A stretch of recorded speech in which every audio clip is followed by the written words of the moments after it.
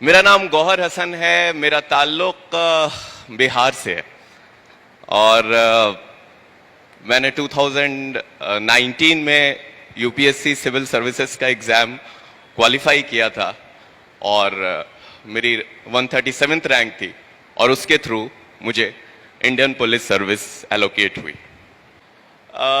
मेरे 4 भाई बहन हैं और उनमें से सबसे नकारा मैं ही था पढ़ने में।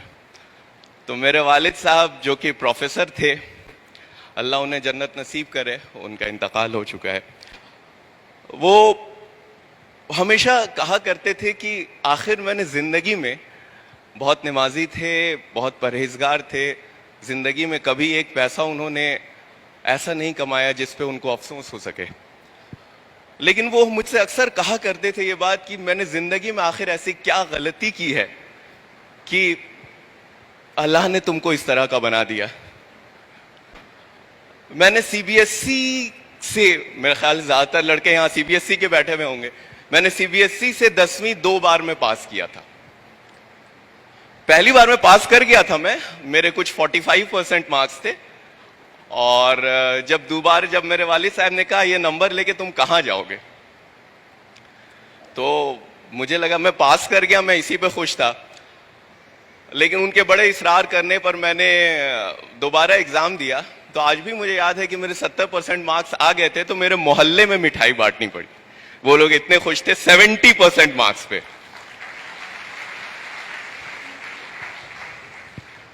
नीट हो गया, मेडिकल हो गया। उस वक्त में नीट नहीं हुआ करता था, मेरे ख्याल से प्री मेडिकल टेस्ट है या इंजीनियरिंग के लिए उस वक्त में AIEEE हुआ करता था। मेरे ख्याल से, मुझे याद नहीं है, मुझे अंदाजा नहीं है कि आज के दौर में। तो ये सब तो बहुत दूर की बातें हैं।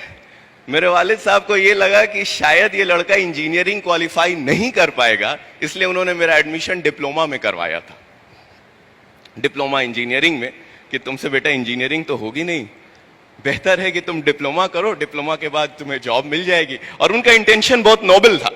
जाहिर है वो मुझे बचपन से देखते आ रहे थे, एक बाप माँ से ज्यादा, एक पेरेंट्स से ज्यादा अपने बच्चों को कौन पहचानता है। तो खैर मुझे बड़ा ईगो मेरा हर्ट हुआ। अब डिप्लोमा करने को कह दिया, डिप्लोम चीज लोग बुलाते थे।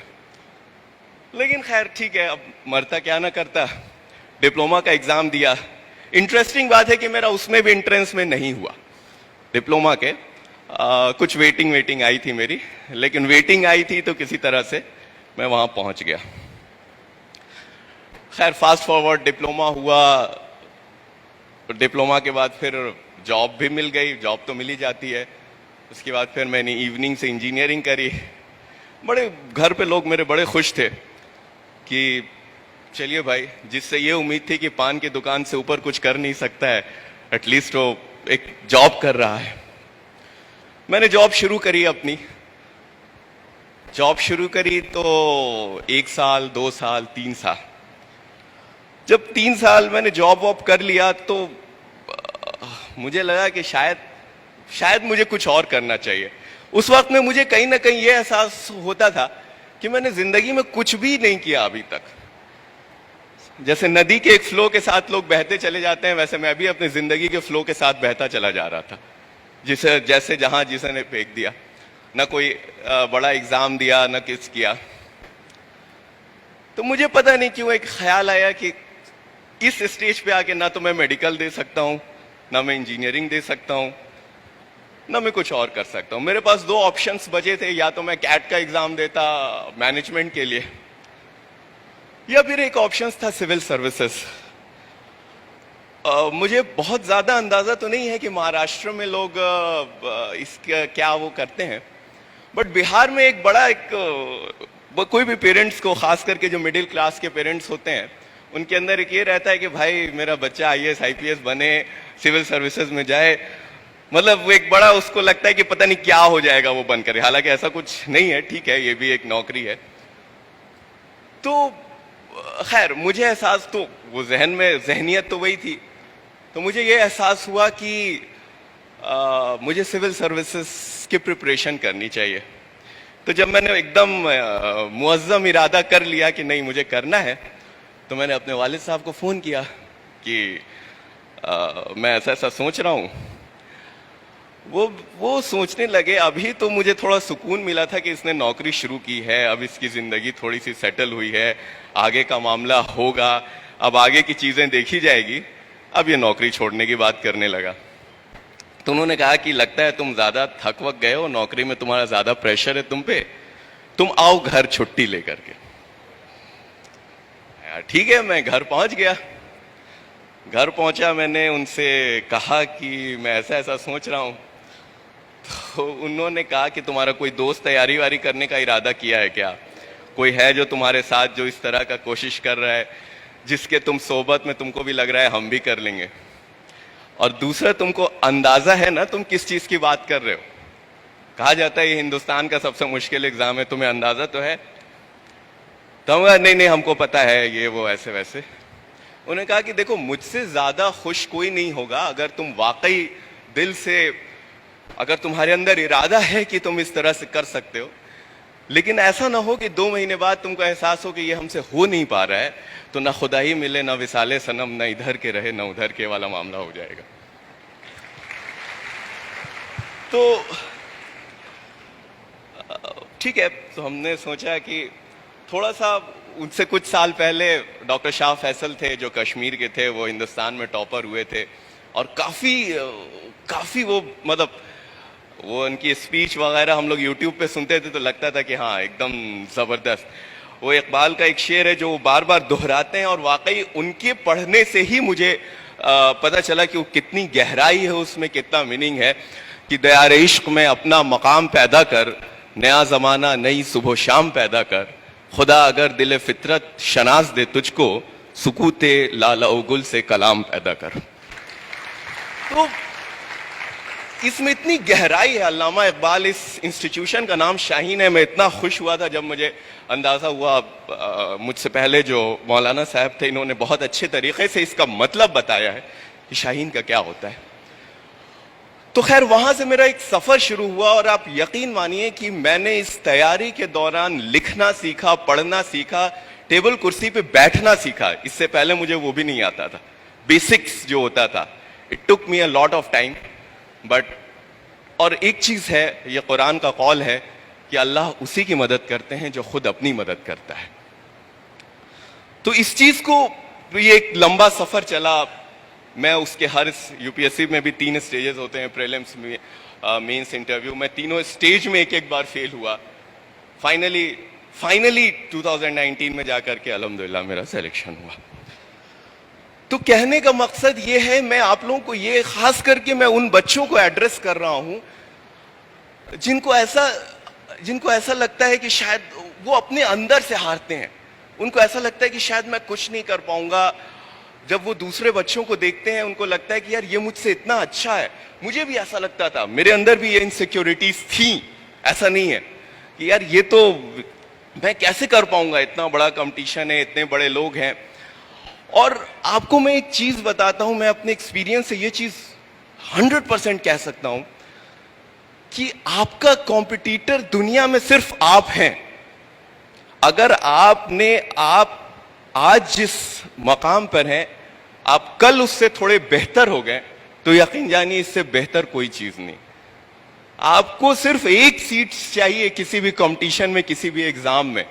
आपको कोई मतलब नहीं है कि दूसरे क्या कर रहे हैं। आपका कंपटीशन किसी और से नहीं है। हम हमेशा अपने आप से, अपनी जहनियत से हारते हैं, हम दूसरों से कभी नहीं हारते। अपने दिल पे हाथ रख के आप सारे के सारे एस्पिरेंट सोचिए कि जब आप जाकर के बैठते हैं एग्जाम में तो आपको पता होता है कि नहीं कि आपका सिलेक्शन हो रहा है या नहीं। आपको ये चीज आपके अंदर पता होती है कि yes I am going to be there और नॉट। क्योंकि आपका दिल आपका आईना होता है। तो अपने आप से मत हारिए। जब मेरा इंटरव्यू में नहीं हुआ था, जिस साल मैंने इंटरव्यू दिया था, मेरे फादर का फोन आया मेरे पास। वो थे, जाहिर है एक वालिद है, एक बाप है, वो परेशान रहता है कि मेरा बच्चा परेशान होगा, नहीं हुआ इसका। इस स्टेज तक आके ऐसा लगता है कि निवाला मुंह तक पहुंचा, फिर वहां से किसी ने खींच लिया। क्योंकि आप प्रीलिम्स निकालते हैं, मेंस निकालते हैं, लास्ट स्टेज तक पहुंचते हैं। लेकिन मैंने उसी टाइम उनसे कहा था कि मुझे ये अब यकीन है कि अगले साल इंशाल्लाह मेरा इस लिस्ट में होगा, और मैंने उसी माइंडसेट से, उसी जज्बे से उस पूरे अगले साल की तैयारी करी। और आपको मैं सही बताऊं, जब अगले साल का रिजल्ट आया, मैं रिजल्ट खोल ही रहा था कि इस बीच में मेरे दोस्त का फोन आया। यूपीएससी आजकल नाम के साथ लिस्ट शाये करता है, तो मैंने उससे फोन पे यही बोला कि मुझे ये तो पता है कि मेरा लिस्ट में नाम है, मुझे रैंक बताओ कि मेरी कितनी रैंक है।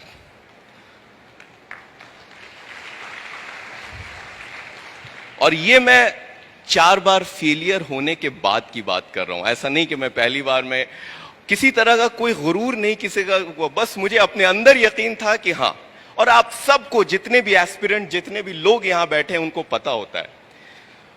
आज जो लोग बैठे हैं, जिन लोगों को अगले साल देना है, आज ये चीज सोचिए अपने जहन में कि अगले साल मेरा नाम वहां पे होगा। और ये जो पॉजिटिव एनर्जी होती है ना आपके जहन में, वो आपको डिराइव करती है, वो आपको अपने गोल की तरफ खींचती है। तो आप अगर अपने जहन, आप सुबह सुबह उठ करके आप अगर ये सोचेंगे, yes I am going to be there, जहां आप चाहते हैं, जहां आपके वालिदैन चाहते हैं, जहां आपके पेरेंट्स चाहते हैं, यकीन जानिए आपके पेरेंट्स, आपके वालिदैन आपके लिए इतना सैक्रिफाइस करते हैं कि आप लोग, हम लोग इस चीज का इमेजिन भी नहीं, इसका अंदाजा भी नहीं लगा सकते हैं। कितनी दुआ करते हैं, कितनी रात जागते हैं, कितने आंसू गिराते हैं।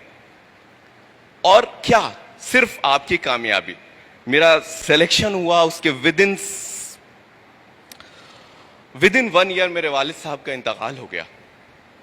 आज वो नहीं देख रहे हैं कि मैं कहां हूं, क्या हूं। उन्होंने अपनी जिंदगी इस चीज में सर्व कर दी कि उनके बच्चे अच्छा से अच्छा कर सकें। अल्हम्दुलिल्लाह आज मेरे चारों भाई बहन एक अच्छी जगहों पर हैं, लेकिन और मेरे वालिद नहीं है इसको देखने को। तो इसलिए आप सब के लिए, जितने बच्चे यहां पे बैठे हैं, ये सारी चीजें जो है सिर्फ आपके लिए हैं, ये आपके फ्यूचर के लिए हैं। आप इस चीज को समझिए। इकबाल का वो कौल है, खुद ही को कर बुलंद इतना कि हर तकदीर से पहले खुदा खुद बंदे से पूछे, बता तेरी रजा क्या है।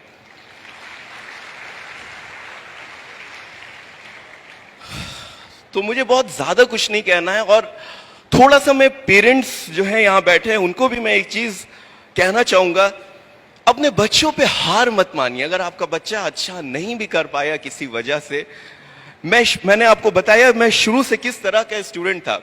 मेरे वालिद के लिए ये बहुत आसान था, मेरे फादर के लिए, मेरी मदर के लिए, कि मुझे अपने हाल पे छोड़ देना, ये तो कुछ नहीं कर सकता है, इट्स वेरी इजी। या फिर खुद हार जाना कि भाई मुझसे जो हो सकता था। लेकिन constantly since childhood he tried to motivate me, he tried to promote me, he tried to give everything. तो अपने बच्चों पे कब अल्लाह उसका जहन कब खोल दे, कब उसको आगे बढ़ा दे, ये किसी को नहीं पता होता है। तो आप लोग भी ज्यादा से ज्यादा कोशिश करते रहें अपने बच्चों को आगे बढ़ाने की। अल्लाह से दुआ करते रहें कि नहीं, ठीक है, जब और कर सकते हैं तो आपके बच्चे भी कर सकते हैं, सब लोग कर सकते हैं।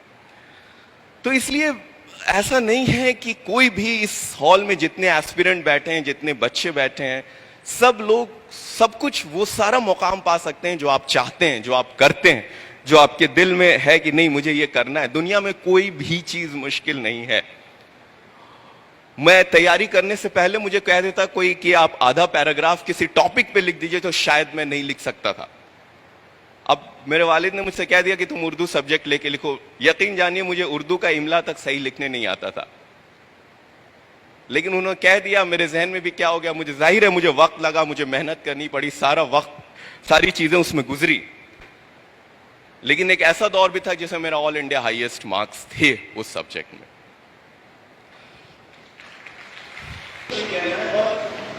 कोई भी चीज दुनिया में, कोई भी चीज मुश्किल नहीं है। Everyone who is sitting here is an Einstein, is a Newton in itself, in himself, in herself. There is nothing which is impossible for him. हर कोई डिफरेंट है, हर किसी के पास अपनी कैरेक्टरिस्टिक्स है, हर कोई डिफरेंट है, हर कोई यूनिक है। और आपका कंपटीशन किसी से नहीं है। ये चीज आपको मैं बार बार बताता हूं, बार बार दोहराता हूं। कभी ये नहीं सोचिएगा कि आपके क्लास में किसी का टेस्ट हुआ, उसका मार्क्स बहुत आ गया तो वो बहुत अच्छा है। नहीं, आपका कहाँ कम आया, कहाँ क्या कम आया, ये देखिए। किसी दूसरे का क्या ज्यादा आया, इससे कोई फर्क नहीं पड़ता है। आपका कंपटीशन उससे नहीं है, आपका कंपटीशन अपने आप से है। तो आखिरी में बस मैं उन बच्चों से फाइनली एक बशीर बद्र का शेर है उसको कह करके अपनी बात खत्म करूंगा। यहाँ पे बहुत लोग हैं बहुत बड़े, कि बस एक चीज हमेशा याद रखिएगा कि जब से चला हूं मेरी मंजिल पे नजर है, रास्ते में कभी मील का पत्थर नहीं देखा। शुक्रिया।